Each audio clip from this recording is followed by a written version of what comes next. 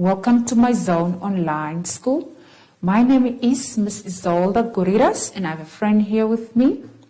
This week's theme, as you can see, we are dressed up in our special occupations, will be occupations.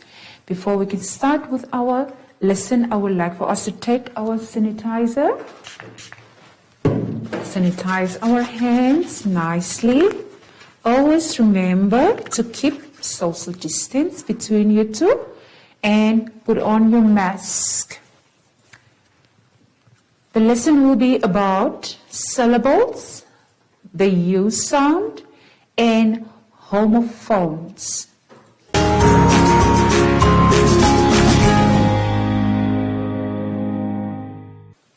right, I would like for us to turn to page 19, where we are going to clap and count the syllables. All right. Let us quickly look on the chalkboard. I have written here a few words. Let us read the words here. Celery, and then we have to clap the word celery. Celery. How many syllables do we have there? 3 syllables. Next. So this is how we break the words. Celery. Good. 3 syllables. How about the word car? Let us clap the word car. Car. How many times do we clap it? It's only 1. So the car word stays the same. It's only 1 syllable. Okay, how about this one here? S-T. Let us clap it. S-T.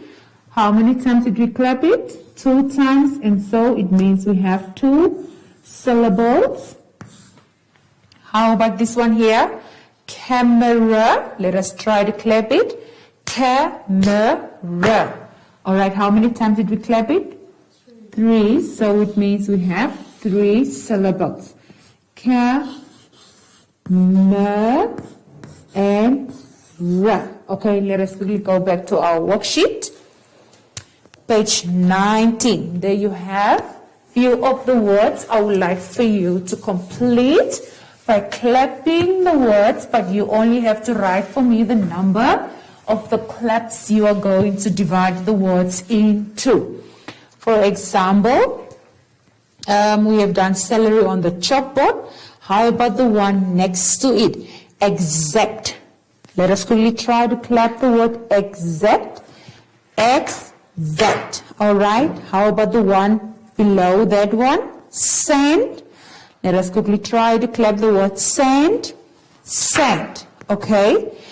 Do the rest on your own. Practice by clapping out the words. And I would like for you to turn to page 20. Page 20. There we also have syllables. But now this one will be on a grade 3 level, whereby we are going to apply the rules of syllables. There you have the rules there. We have to find the words, the compound words, inside of the bigger word. Compound words are smaller words which we find inside of a bigger word, all right? And then it says also the double letters. I will explain that to you as well as the consonants. How we can break up the word using the consonant as well. And then we can see how we can split some of the words by using the patterns. All right. Okay, now let's quickly look at the word doctor. I will write the word doctor here on the chalkboard. Doctor. Okay, so we have rules when it comes to breaking up of the words. It is not just about clapping out of the words. Can you still remember our vowels? Our vowels are A. Oops, that's an ugly A. Let me rewrite it again. A, E, I, O, and the U. Very good. Let me also just take this word down a little bit so that we can see nicely.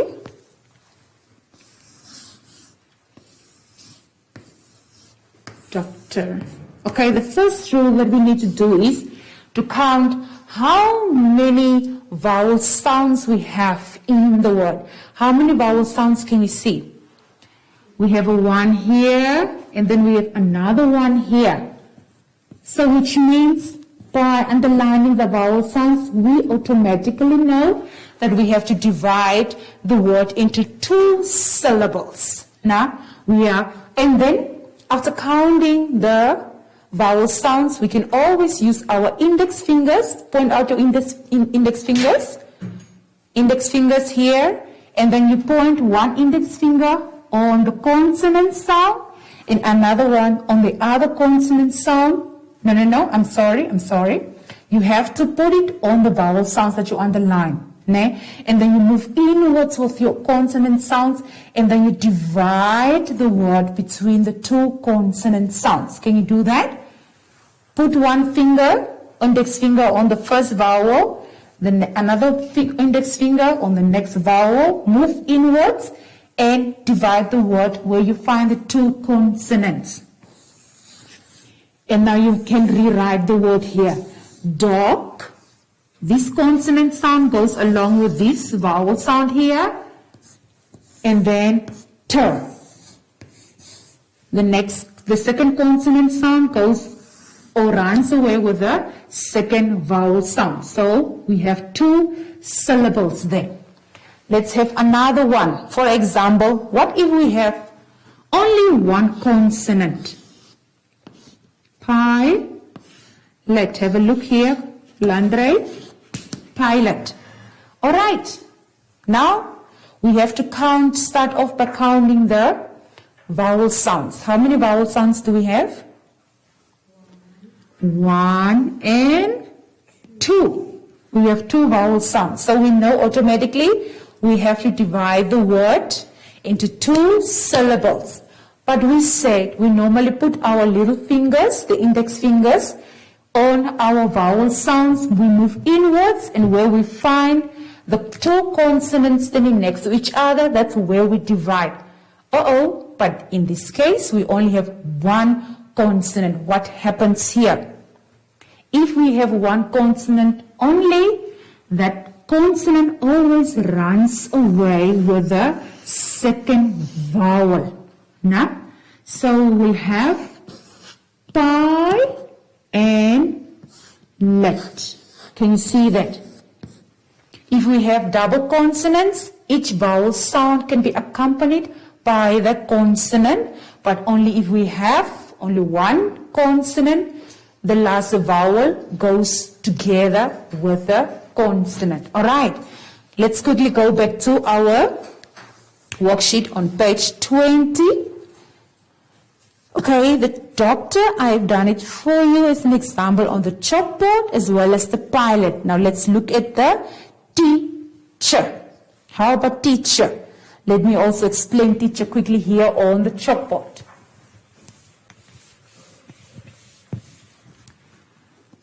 Look here quickly. Leandre, teacher. Okay, now how about this one here? How many vowel sounds do you see? 3. There are 3 vowel sounds, but remember, when we have vowel sounds standing next to each other here, it only makes or gives 1 sound. It only gives us 1 sound. So we can say these 2 vowels gives 1 sound, and another one will be a second sound, a second vowel. And again, you use your little index fingers. You put the first one on the first sound, second index finger on the second one, move inwards, and separate the 2 between the 2 consonant sounds, and we are going to have the word divided into 2 syllables like this. Teacher.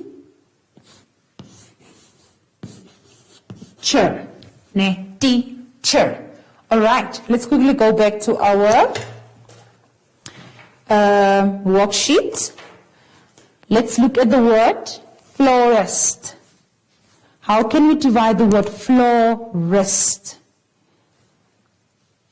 You first need to count the vowel sounds and then you divide there. We only have one consonant between the O and the R. There's only one consonant. So what did we say? If we have only one consonant, one happens there. The consonant sound runs away with the second vowel sound. Okay, I would like for you to practice on your own by completing the activity. Let's move to page 21. Page 21 says we have to spell the words and then rewrite the words 2 times on the space that has been provided for you. Number 1, let us read the word up on. Like for example, when you are telling a story, you will say once upon a time or once upon in what? Alright, up on. Then you spell the word U-P-O-N, up on, and then you rewrite for me the word 2 times. Let's look at number 2, thought. T-H-O-U-G-H-T, thought. You rewrite it again 2 times over. Let's move to number 3, gun.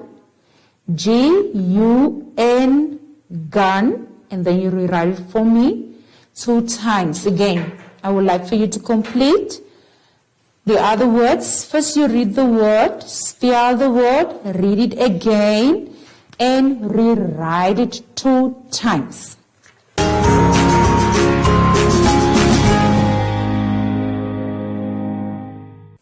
Alright, I hope you have enjoyed our previous lesson about syllables, and I hope you are practicing how to break up words. Now I would like for you to turn to page 22, and we are going to read a short story about a sub in the tub. Bob is in the tub. Bob has a sub in the tub. The sub will get wet in the tub. Bob can dip the sub in the tub. The tub will bob in the tub. The sub can go in the tub. It is fun to get a sub in the tub.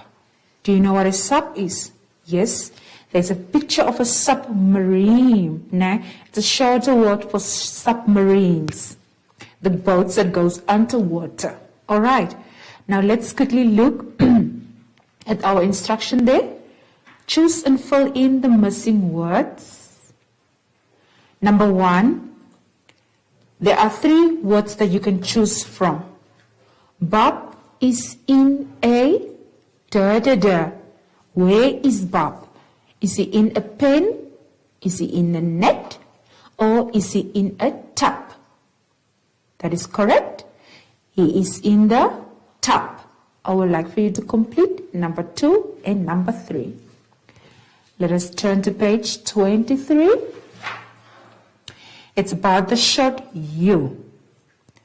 Let us read at the instruction. Write repetition of initial sound to build meaningful words. Spin the spinner at the sound to make a real word. Then read the words. Alright, we have to make use of the words in the spinner and build words. And every time we get a word, and it has to be a meaningful word, we have to write the words on the spaces provided for us. For example, we have in the first third of the circle, we have the word un. And then in the first row, we have the letter S. If we combine the S and the un, what word will you have? That is correct. It is the sun word. Very good. I would like for you to complete the rest. Now I would like for you to turn to page 24. Now this one is for the grade 3 level. Homophones. What are homophones? Okay, the instruction is there. Homophones are words that sounds the same but they have a different meaning and they are also spelled differently. Okay, now we have a list of homophones for you there in that column. For example, allowed, allowed. No? And then we have ate and ate. Those are two different words, have two different meanings, but they sound the same. The ate is the past tense of eat, and the next word is the ate, which is the letter 8. Okay, I would like for you to read that on your own so that you can know the words that sound the same with different meanings. Now let us look below. Read the sentences and fill in the correct word. Okay? The words that you are supposed to fill in from is allocated for you on the right side. You're supposed to choose one word. You either encircle it or you write it at the space provided for you. Number 1, I saw a, is it going to be B, the first B or the second B on the flower? Remember, they both sound the same, but the meanings are different. So you have to choose the correct word. Number 2, the wind, the leaves. Blue or blue? Which one will be the correct one? Remember again, they both sound the same, but they are having different meanings. So you have to know the meanings of each word that you have been given. Alright? And then I would like for you to practice by completing the rest of the activity on your own.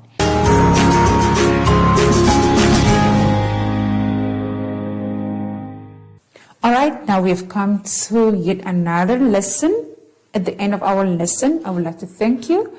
And before we can close off, take your hand sanitizer. Sanitize your hands at all times. Between your fingers. Around your thumbs. Remember, keep your distance. Yes, always wear your mask. And until next time, I would like to welcome Soshi, and we can say goodbye. Bye.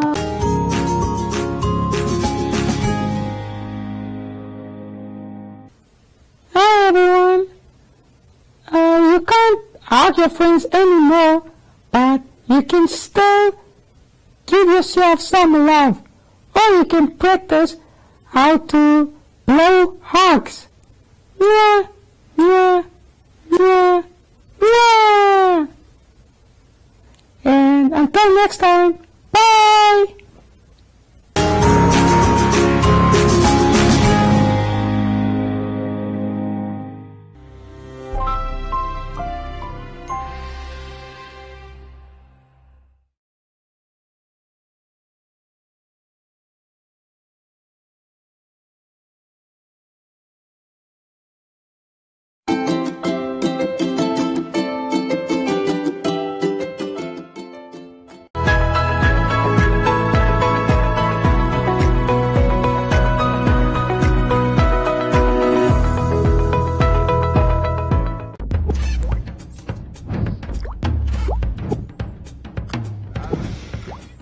Hi everyone, we are from the Giraffe Conservation Foundation. Our team support and protect the safety of giraffes in 15 African countries. Together, we are going to explore and share a lot of interesting environmental facts with you. My name is Naomi. This is Martha. I'm Audi. Welcome to episode 7 of Environmental Learning with the Giraffe Conservation Foundation. Today we are going to learn about energy. So what is energy? Well, the simplest way I can describe energy is that it is the ability to do work. Energy is how things move and change. It is everywhere around us and it takes all sorts and forms. For example, you need energy to cook food, to walk to school, for plants and animals to grow, and even for you to jump up and down. So that means for anything to perform any kind of work, it needs to have energy. Let's take a closer look at different types of energy. There are different ways to group types of energy. One way is to group them by their source. There are two types, renewable and non-renewable energy. Renewable energy is the energy generated from natural resources that do not become less or that can be replaced over a short period of time. Non-renewable energy is energy generated from natural resources that cannot be replaced fast enough once it has been used up. Eventually, they will run out. Non-renewable sources can never be replaced in our lifetimes. Can you think of examples of renewable and non-renewable energy? Let's look at renewable energy. There are 5 major renewable energy resources. Solar energy comes from the sun. Energy from the sun is the main source of energy for all living things on Earth. Energy from the sun can also be converted into electricity. Wind energy is generated from the wind. Wind turbines and windmills can convert energy of the wind into electricity. Hydroelectric energy is energy generated using the power of flowing water or moving water. Hydropower stations capture water energy in dams or from waves in the ocean to convert into electricity. Biomass energy is produced by living or once living things. We burn natural materials like wood and animal dung to create heat or produce energy. And geothermal energy comes from heat deep inside the earth. Water and or steam below the earth's surface carry the geothermal energy to the surface. It can be used for heating, cooling, or to produce electricity. Non-renewable energy resources are very different, and they include fossil fuels such as coal, oil, and natural gas. But what exactly is the meaning of fossil fuels? Fossil fuels are very old, just like a fossil. Fossil fuels are developed from the remains of plants and animals that have decomposed over a long period of time. They formed millions of years ago and they are found underground. Coal was formed from plants that lived on the Earth's surface a very long time ago. Oil was formed from ancient sea organisms like sea plants, algae, and bacteria. Natural gas was formed from both ancient plants and animals. Nuclear energy is considered a non-renewable energy source because the materials used in nuclear power stations are non-renewable, and this is why we place them with fossil fuels. Now that we have explored the renewable and non-renewable sources, we need to see which one is better to use. We all depend on energy for lighting, heating, and cooking. So which energy sources are better for the environment? Renewable or non-renewable? I think we can all agree that it's much better to use renewable energy sources than non-renewable because renewable resources are reliable. They do not run out, and that means we can use them forever. Renewable energy sources are environmentally friendly. That means it does not cause pollution or add to global warming. Renewable energy sources are also energy efficient, and that means they use less energy to perform the same task, and they also produce less waste. We need to be careful though. If you think about biomass energy, wood is the main source of energy in many parts of the world. Even though wood is considered a renewable energy source, if we continue chopping down trees, eventually we'll have none left. And if we look at non-renewable resources, we find out that they are not environmentally friendly. Burning of fossil fuels like coal releases poisonous gases such as carbon dioxide. And these poisonous gases are the reason why the world is getting hotter. And we call this global warming. So it is clear that we need energy to survive. But it is important that we investigate how to use more renewable energy in our homes, cities, towns, where we live. We have come to the end of our time together today, but before we say goodbye, we would like to give you an action that you can do by yourself, together with your family or your friends.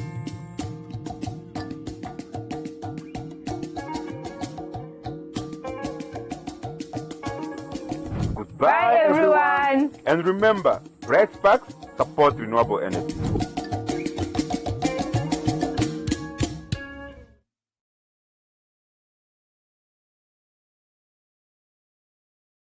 God said. It's interesting to see if we have a look at John 1. In the beginning was the Word, and the Word was with God, and the Word was God. In other words, what I see drives me to go out what I say. And I believe this is the goal of our Bible school to teach me to see. And I dare to say what you see must change your heart. Because you cannot move out if you don't have a changed heart. By the word of God, everything is created. God wants you to speak the word so that things can be created. Say to your neighbor, created. My name is Mona. I'm a physiotherapist. Life, as we know, has changed and physical interaction is limited. Exercise is more important than ever. Exercise to improve your lung function. At home, stay safe.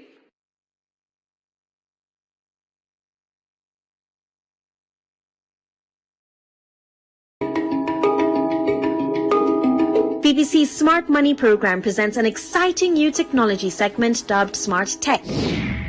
Ghana have a problem of unemployment, also the problem of housing and schools under trees. NELPLUS wants to use the problem of plastic waste to solve the problem of schools under trees, housing, and create more jobs for the youth in the country. Bonjour. Hello, I am Saoudou Niang, director of the Palms Luxury Boutique Hotel in Dakar.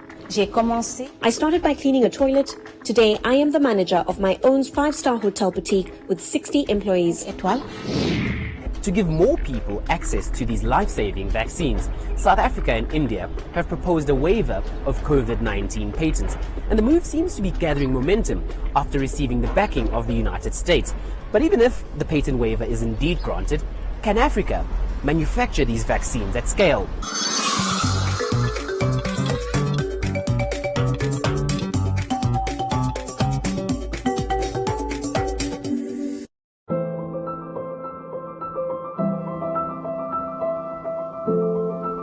We know the world is a crazy place right now, but don't panic.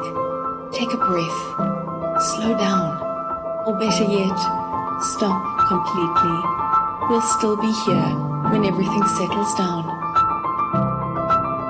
In this time of uncertainty, look to nature. She has all the answers, you know.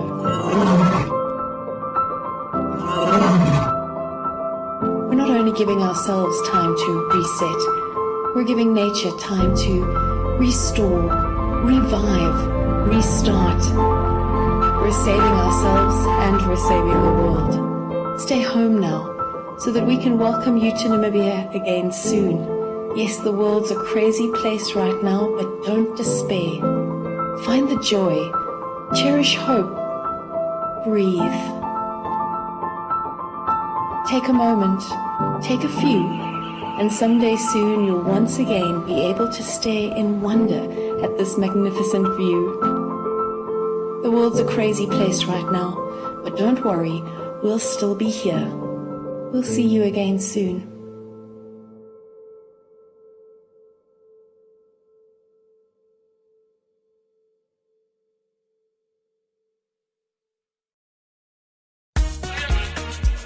Catch Namibia's rising talents displaying the best goals, breathtaking saves, like a 1-2 combination on the pitch, as well as the biggest misses.